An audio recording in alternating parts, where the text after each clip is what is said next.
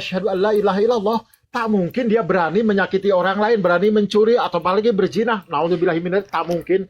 Loh, Yang salah apa ininya ya? Oke. Ada yang salah ini, ada yang Baik. salah mungkin. Baik. Ya. Jikalau mulut seseorang berkata bahwa Allah adalah Tuhannya, Allah adalah Rabb-nya, maka seseorang itu wajib melakukan apa yang diperintahkan oleh Allah. Betul?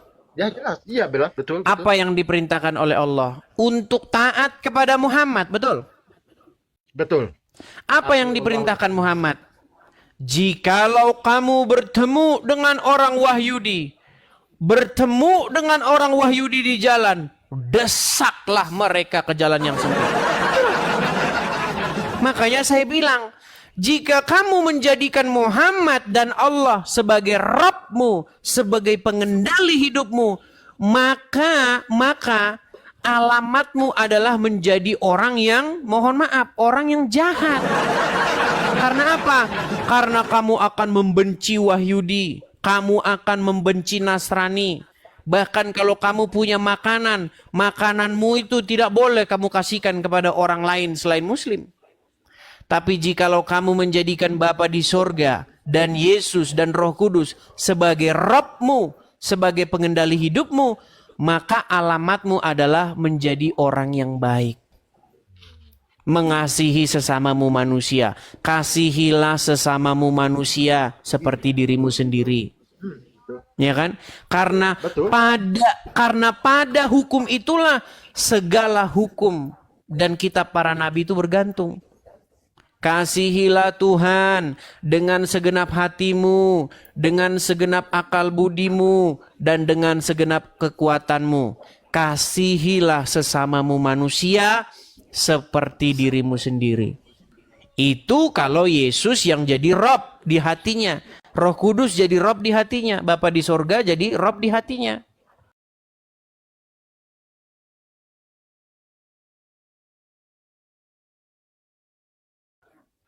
Tapi kalau Muhammad dan Allah yang jadi Rob di hatinya, yang mengendalikan hidupnya, bertolak belakang. Gini Bang Edis ya, mungkin Bang Edis kalau berbicara mungkin nggak percaya. Kalau masalah hadis, sebetulnya hadis itu jutaan ya. Kalau masalah hadis jutaan itu, pertanyaannya, apakah itu valid hadis perkataan baginda? Kalau untuk saya belum percaya. Karena menurut yang saya ketahui banyak bahkan ribuan hadis yang palsu. Saya bukan mengelak. Logik enggak? Seorang sahabat yang baru masuk Islam, tapi saya akan sebutkan yang namanya ya. Dia itu baru memeluk Islam, tapi dia udah ribuan bikin hadis. Saya sebutkan saja namanya. Namanya adalah Abu Hurairah. Ini banyak muslim awam tidak tahu ini ya. Ini sebenarnya kajian-kajian atau banyak umat muslim itu sudah mengkritik ajaran agama Islam, tapi memang tidak berani bersuara, takut nanti masuk sel. Iya. Gini, menurut riwayat-riwayat, pertemanan Abu Hurairah dengan Muhammad itu antara 1,5 tahun sampai 3 tahun lamanya. Tetapi hadis yang diriwayatkan Abu Hurairah jumlahnya sampai 80%. Iya, sementara sahabat-sahabat Muhammad yang bertahun-tahun, belasan tahun bertemu dengan Muhammad, hadisnya cuma 5 ekor. Iya. Loh, itu menjadi pertanyaan besar. Kenapa hadis-hadis yang dari sahabat yang lainnya jumlahnya cuma dikit? Sementara Abu Hurairah baru bertemu dengan Muhammad, baru berteman dengan Muhammad, tidak lebih daripada antara 1,5 tahun sampai 3 tahun. Iya betul. Ini sudah banyak orang muslim mengkritik ini. Siapa ini Abu Hurairah ini? Karena kan Bang Des jujur ya, penelitian ceritanya, hadis-hadis ini kok banyak menyudutkan baginda Nabi. Saya nggak ngerti ini. Betul. Dibilang Muhammad katanya menikahi anak di bawah umur. Iya, yang tahu kan siapa yang tahu? Ya orang Kristen tahu, ya itu dari siapa? Ya dari orang Islam kan. Terus Muhammad dibilangin nyuruh orang minum kencing hewan. Iya, betul, iya. Itu kan menurut saya bertentangan itu. Bertentangan. Karena kan prinsip saya, pedoman saya Quran ya. Andaikan hadis saya ambil yang tidak bertentangan dengan Quran. Ketika ada hadis yang bertentangan dengan Quran, ya saya tidak mau ngambil, saya tidak mau mengimani. Tapi saya punya satu statement yang cetar membahana, Kang. Ya. Statement saya itu begini. Jika Anda percaya hadis, maka Anda harus menyimpulkan bahwa Muhammad seorang penipu. Iya. Karena di dalam hadis dibilang, tidak pernah keluar dari mulutku ini selain daripada kebenaran. Muhammad bilang begitu dalam hadis. Tapi itu masalahnya masalah apa? Itu mungkin masalah keagamaan, Bang Idis ya. Masalah agama. Bukan, dia tidak gini. Jadi kan ada sahabat yang hendak menuliskan apapun yang diucapkan oleh Muhammad. Iya. Lalu sahabat itu ditegur. Nama sahabat itu adalah Abdullah bin Amr. Ya. Nah, kemudian dia diledek atau diejek oleh Bani Quraisy. Dia bilang begini, kamu tulis semua yang dibilang sama Muhammad. Dia itu kan hanya manusia biasa. Kadang-kadang dia berkata itu dalam keadaan senang, kadang-kadang dia berkata dalam keadaan marah. Lalu dia terpengaruh. Iya ya. Dia kan hanya manusia biasa saja, kecuali ya dia bicara wahyu. Mungkin itu benar, tapi kan dia kadang-kadang bicara dalam keadaan senang, dalam keadaan marah. Tiba-tiba dia ngadu kepada Muhammad. Ya Rasulullah, katanya. Orang-orang Quraisy ini mencegahku untuk menulis apapun yang engkau katakan. Karena kamu ini hanya manusia biasa. Kadang-kadang kamu ngomong tuh bisa salah. Tapi apa kata Muhammad? Dia bersumpah demi zat yang jiwaku berada dalam genggamannya. Tidak keluar dari sini kecuali kebenaran. Kalau kita lihat backgroundnya, kalau kita melihat jalan ceritanya, Muhammad sedang mengatakan bahwa semua yang keluar dari mulut Muhammad itu kebenaran. Karena dituduh bahwa dia itu kadang-kadang berkata dalam keadaan senang, kadang-kadang berkata dalam keadaan marah. Nah, itu didukung juga oleh ayat Al-Qur'an, "Wa ma yantiqu 'anil hawa in huwa illa wahyu yuha."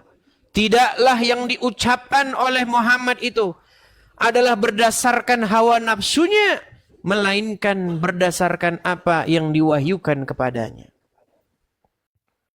Jadi semua yang terucap dari mulut Muhammad itu wahyu, adalah kebenaran, adalah bukan berdasarkan hawa nafsu. Sekalipun orang-orang menuduh Muhammad itu hanya manusia biasa, dia kadang-kadang marah, kadang-kadang senang ngomongnya. Jadi jangan kamu ambil hati. Nah, dalam hadis diriwayatkan, Muhammad pernah berjumpa dengan para petani kurma di Madinah. Dia bilang, dia lihat orang-orang petani kurma itu. Mereka sedang menyerbuk benang sari dan putik. Ditempel manual. Ya, benang sari dan putik itu supaya buahnya lebat. Dilihat sama Muhammad. Apa dia katakan? Apa yang mereka perbuat itu adalah perbuatan yang sia-sia. Jikalau pohon kurma itu dibiarkan begitu saja, maka dia akan tetap berbuah. Dia akan tetap baik-baik saja. Didengar oleh para petani itu. Ini yang ngomong nih Rasulullah nih, bukan sembarangan nih, ya, nggak sembarang orang ini yang ngomong ini. Yang kalau bicara tidak berdasarkan hawa nafsunya, akhirnya diikuti oleh para petani kurma itu. Setelah diikuti oleh petani kurma itu, beberapa waktu kemudian datang lagi Muhammad ke sana. Didapati pohon kurma itu tidak menghasilkan apa-apa, alias gagal panen. Ketika gagal panen apa? Apa kata Muhammad? Apa yang terjadi kepada pohon kurma kalian ini? Mereka berkata, ya Rasulullah, bukankah engkau yang mengatakan begini dan begitu? Lalu Muhammad dalam tanda kutip ngeles. Dia ngeles dengan kata-kata, kamu lebih mengetahui urusan duniamu kan? Loh. Terus kemarin kenapa kamu ngomong begitu? Makanya saya bilang, jikalau Anda percaya kepada hadis dan di detik yang sama Anda harus mengakui bahwa Muhammad tukang bohong. Berat. Agak berat ini masuknya, Bang Edis. Berat, itu nggak bisa Memang dibantah. Cara berat gitu membantah ya. Edis TV apa? Caranya ada, tahu nggak apa? Lapor polisi. Iya, lapor polisi.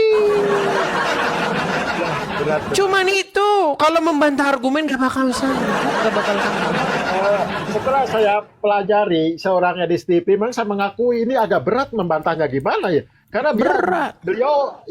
beliau berkata fakta juga gitu. Iya. Cuman kalau masalah hadis, Bang Edis ya, kalau mungkin Bang Edis lebih tahu lah mungkin dari saya masalah hadis itu makan jutaan. Menurut saya tidak logik itu. Apalagi yang meriwayatkannya orang yang baru, kok hadisnya segini. Saya agak apa nih namanya agak sedikit mempertanyakan gitu untuk saya.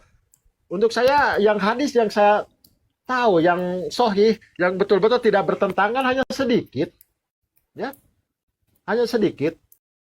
Bahkan dalam Bukhari juga nggak semuanya sahih. Menurut saya nggak semuanya. Ya, itulah yang harus dilakukan oleh umat muslim masa kini di abad ke-21 ini.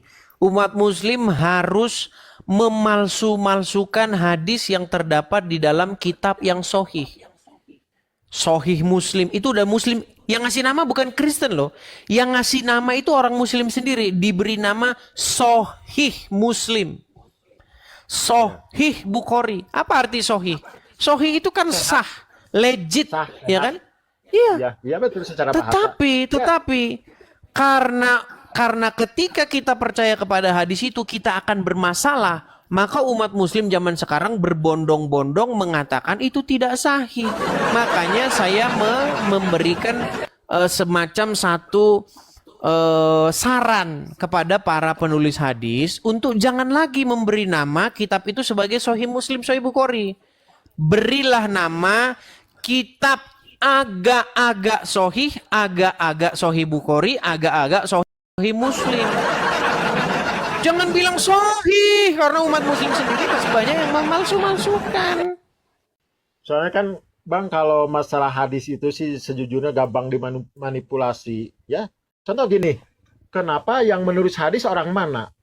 Bukhari itu orang mana? Ya, orang Persia menurut riwayat-riwayatnya. Kalau Bukhari orang Kazakhstan, kalau Muslim orang Persia gitu. Iya. Kenapa kok nggak ada orang yang dari Arab? Iya. Pertanyaan saya, kenapa orang-orang yang jauh-jauh gitu, yang menulis itu yang jauh-jauh, dan masa tenggang hadis itu dari baginda itu berapa ratus kan? Iya. 200-an lebih, hampir 300 tahun. 200 tahunan lebih itu, dan itu Iya. masa Khalifah Abbasiyah ya. Iya. Ya, di situ mulai masuk kepentingan penguasa udah aja lah. Betul. Mulai masuk ke situ. Makanya itu seorang ulama asal Jawa Barat ya, itu namanya Buya Sakur. Dia pernah itu mempertanyakan pembuka kitab-kitab Sahih itu. Dia katakan bahwa Sahih Bukhari selama 16 tahun lamanya dia menggali atau mencari-cari mana yang sahih, mana yang dhaif, mana yang maudhu begitu ya, dicari sama dia. Dia diriwayatkan membutuhkan waktu 16 tahun. Nah, dalam waktu 16 tahun itu kata dia 600.000 hadis yang diperiksa oleh dia. Bayangkan, 16 tahun 600.000. Buya Sakur pernah bilang, kalau kita bagi sekian, maka dalam waktu kurang lebih 1 jam dia harus memeriksa 16 hadis katanya. Iya, betul. Coba kurang lebih begitu bunyinya, 16 hadis 1 jam. Kapan dia naik onta? Emang zaman dulu udah ada jet begitu, swing sampai sana. Terus nemuin orang sini, swing sampai sana. Nggak ada, mustahil. Si Fulan meriwayatkan kepada si Fulan. Kata si Fulan, si Fulan, si Fulan. Ya kan? Kapan dia nemuinnya? Ya kan? Lagi pula kalau kita membaca hadis itu, kalau kita lihat perawinya, rantai periwayatannya, itu kan orang-orang yang udah mati yang disebutin itu. Muhammad kata begini, kata ini, katanya, tapi orang yang katanya itu udah nggak ada. Iya, justru itu. Dan kan hadis itu yang saya tahu kebanyakan hadis ahad. Kalau mutawatir, yang mutawatir itu apa ada yang mutawatir? Kalau saya sedikit kalau yang mutawatir belum pernah melihat. Kebanyakan yang hadis ahad. Ya, termasuk yang abang tadi katakan desaklah itu kan hadis ahad pas saya lihat. Jadi kan kalau hadis ahad itu 50-50. Saya juga jadi bingung apa itu betul valid atau tidak. Saya mencurigai hadis itu. Menurut saya mencurigai gitu. Yeah. Masalah hadis. Yeah. Tapi sudah banyak kok orang seperti Kang Ma'ruf. Sudah banyak orang-orang muslim yang sudah sekarang ini ada kelompok Islam namanya itu adalah kelompok Qur'aniyun. Artinya orang-orang Islam yang kembali kepada Al-Quran. Mereka tidak lagi mempercayai hadis-hadis karena mereka anggap itu adalah tipu-tipu. Memang sih, sejujurnya banyak ya. Saya memang tidak ini hadis banyak. Tapi orang-orang Islam yang percaya kepada hadis mengatakan bahwa mereka itu adalah golongan ingkar sunnah katanya. Ya, memang. Dibilang katanya ingkar sunnah. Padahal di dalam Quran nggak ada perintah ikutilah sunnah Nabi, nggak ada di dalam Quran. Ya kan? Iya. Nah, ya, betul. kalau kita membaca Al-Quran, Al-Quran itu mengatakan bahwa kitab yang memberi petunjuk, kitab yang memberi penjelasan, yang kitab yang terdapat petunjuk dan cahaya di dalamnya itu adalah Injil, Taurat. Zabur. Iya, dan Zabur. Tapi umat muslim tidak percaya itu masalahnya. Menurut mereka kitab yang memberi penjelasan, petunjuk itu kitab karangan Bukhari. Memang sebagian ke situ. Ya sebagian ada yang ke situ. Jadi kan seolah-olah kadang-kadang ya Quran nggak dibahas, yang dibahas udah Bukhari aja. Makanya saya bilang kaum muslim yang sekarang ini saya kasih julukan, wahai kaum yang mencampakkan Al-Quran ke belakang. Iya. Karena apa? Karena mereka ketika ditanya agama Islamnya, maka Qur'annya tidak akan dipakai untuk menjawab. Yang dipakai itu adalah kitab hadis. Makanya sekarang ini kan ada dua kubu nih sekarang ini kan. Orang yang sudah, iya benar nih yang dibilang Edis nih. Berarti kita harus kembali kepada Qur'an. Inilah yang disebut dengan Islam golongan Qur'aniyun. Islam yang hanya menggunakan Al-Quran saja sebagai dalilnya, ya kan? Dan Quran yang sekarang yang mayoritas yang menggunakan hadis. Nah, mereka sebut ini adalah orang-orang yang lawannya itu adalah orang-orang ingkar sunnah, mengingkari hadis. Sementara orang-orang yang hanya berpedoman kepada Al-Quran mengatakan mereka itu adalah orang-orang yang tidak mencukupkan diri dengan Al-Quran. Mana yang benar? Nah, yang harus digunakan sebagai rujukan apa? Untuk menghakimi mana yang benar. Kan harusnya Al-Quran, betul? Nah, saya Quran. Iya. Saya juga kan Quran bilang kitab inilah yang memberi petunjuk dan penjelasan, bukan kitab hadis. Nah, tapi masalahnya begini, Kang. Masalahnya apa? Masalahnya begini. Serba salah. Serba salahnya gimana? Gini. Quran bilang, Quran kitab yang menjelaskan. Quran bilang, Quran itulah kitab yang memberi petunjuk. Tapi kalau kita hanya merujuk kepada Quran saja, tidak ada jawabannya dalam Quran. Contoh, apakah seorang sholat itu tata caranya harus bagaimana? Dari mana dapat gerakan begini? Ada yang bilang begini, ada yang begini, ada yang begini, ya kan? Macam-macam kan? Tergantung mazhabnya. Mana yang benar? Tidak ada jawabannya dalam Quran. Apakah seseorang itu wajib sunat? Tidak ada jawabannya dalam Quran. Apakah contoh tikus itu haram atau tidak? Tidak ada jawabannya dalam Quran. Yang diharamkan hanyalah khinzir, ya kan? Darah hewan yang dicekik, yang disembelih tanpa menyebut asma Allah. Nah, makanya saya melihat begini. Hadis dibuat akibat ketidakpuasan umat muslim dengan Al-Quran. Hadis juga dibuat untuk golongan kepentingan orang tertentu. Ya, Untuk memuluskan tujuannya dengan membawa-bawa atau menisbatkannya kepada Muhammad.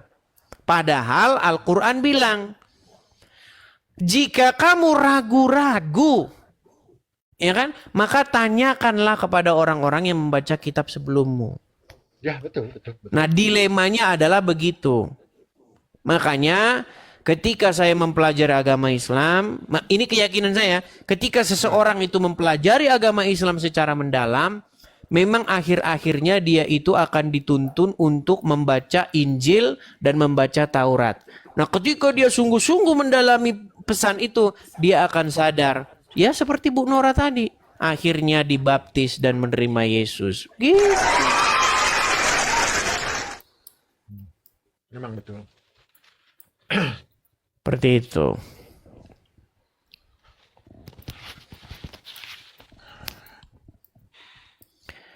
Jadinya Kan kita disuruh mengimani Injil, disuruh mengimani Taurat kan?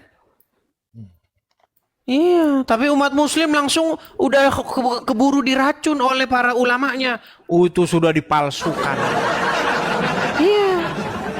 Loh, kalau sudah dipalsukan, kenapa Quran bilang bahwa di dalam Taurat dan Injil itu terdapat petunjuk dan kebenaran? Kalau udah dipalsukan, ngapain Quran melegitimasi? memang kalau kita mau cerdas juga, memang sih kita ya mau tidak mau harus mempelajari juga. Itulah yang saya proteskan, Kang. Ketika saya bermain atau mampir ke rumah seorang muslim, saya prihatin. Tidak ada Taurat dan Injil di situ. Ini yang sangat memprihatinkan. Padahal Quran memerintahkan kaum muslimin wal muslimat untuk beriman